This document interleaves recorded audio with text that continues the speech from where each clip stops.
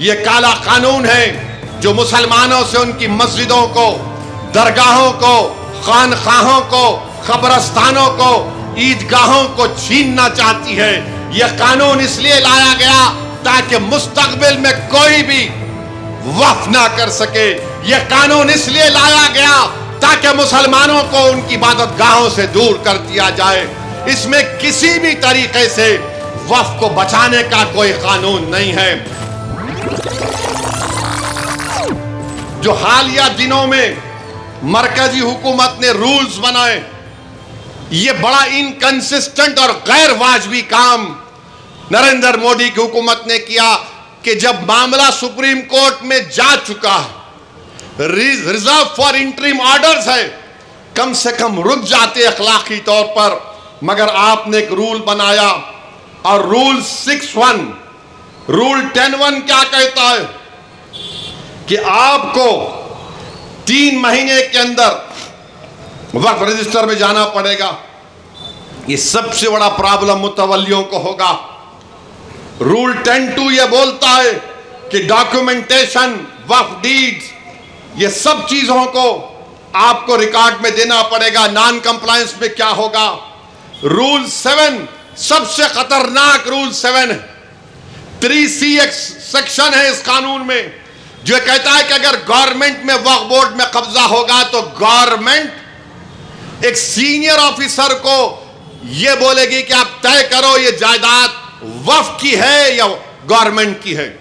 अब आप बताइए, मोहल्ले में अगर कोई लड़ लेते, आप मौलाना के पास चले गए, मौलाना बोलते ठीक है मैं तुम दोनों के दरमियान में फैसला करूंगा, यानी और लोग बैठ जाएंगे, मगर वो मौलाना का ताल्लुक या उस बड़े का ताल्लुक उस दोनों लड़ने वालों से नहीं होता, ना उनके दोस्त होते ना रिश्तेदार होते, क्योंकि उनको आजादाना तौर पर अपना फैसला करना पड़ेगा।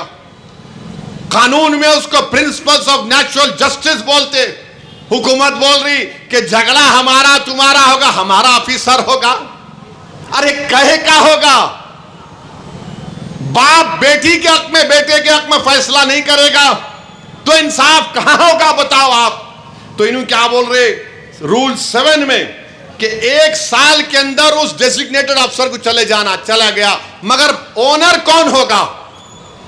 वक्फ बोर्ड होगा या गवर्नमेंट होगी, उसका किसी को नहीं मालूम। रूल 10(2) देख लो आप, रूल 10(C) देख लो आप। ये ऐसे रूल्स बनाए गए जिससे वक्फ को नुकसान होगा। Rule 10(2)O, 11(2)P। अब इस कानून में कह दिया गया कि अगर कोई कबायली है, आदिवासी है, तो वक्फ नहीं कर सकता। कैसे नहीं कर सकते भाई? भारत के संविधान में कोई भी आदिवासी मुसलमान हो सकता है। लक्षद्वीप का MP मुसलमान है, हमदुल्ला सईद आदिवासी है। क्या लक्षद्वीप का मुसलमान अल्लाह के नाम पे जायदाद नहीं कर सकता? तो आपने रूल बना दिया कि रूल 10(2)O, रूल 11(2)P जो 5th और 6th शेड्यूल में आता है। बताइए आप क्या है ये? फिर रूल 6(1) रेट्रोस्पेक्टिव, यानी पहले क्या हुआ था। यानी ये सब ऐसे रूल्स बनाए जा रहे हैं जिससे वक्फ बोर्ड का नुकसान कराना चाहते हैं। इसीलिए हमको अपने एहतजाज को कामयाब करना है। और याद रखिए, बीजेपी RSS के पास एक लिस्ट है जो कहते हैं कि तारीख के किसी वक्त में मस्जिद नहीं थी। ये कौन तय करेगा? इस तरह का काला कानून बनने के बाद कलेक्टर को, डेजिग्नेटेड ऑफिसर को इतने पावर्स दे दिए गए रूल 3C में। और फिर हमसे कहा जा रहा है कि आपको डॉक्यूमेंट लाना पड़ेगा। अरे अगर 500 साल 600 साल पुरानी मस्जिद होगी, कहां से डॉक्यूमेंट मिलेगा बताओ?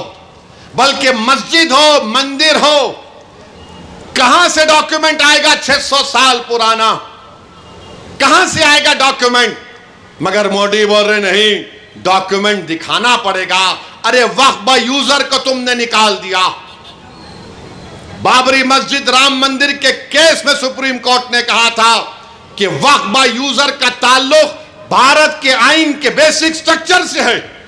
मेरे अजीज दोस्तों और बुजुर्गों, ये काला कानून है जो मुसलमानों से उनकी मस्जिदों को, दरगाहों को, खानखाहों को, कब्रस्तानों को, ईदगाहों को छीनना चाहती है। यह कानून इसलिए लाया गया ताकि मुस्तकबिल में कोई भी वक्फ ना कर सके। यह कानून इसलिए लाया गया ताकि मुसलमानों को उनकी इबादतगाहों से दूर कर दिया जाए। इसमें किसी भी तरीके से वक्फ को बचाने का कोई कानून नहीं है। क्यों 3C लाए? आसार कदीमा है, कई मसाजिद आसार कदीमा के मातहत आती हैं। मालिक वक्फ बोर्ड नहीं होगा, मालिक आसार कदीमा होगा। माने बनाने वाला कौन? और आसार कदीमा के नाम पर ASI उसका मालिक बन जाएगा। तो मेरे अजीज दोस्तों और बुजुर्गों, ये बीजेपी की पॉलिसी है।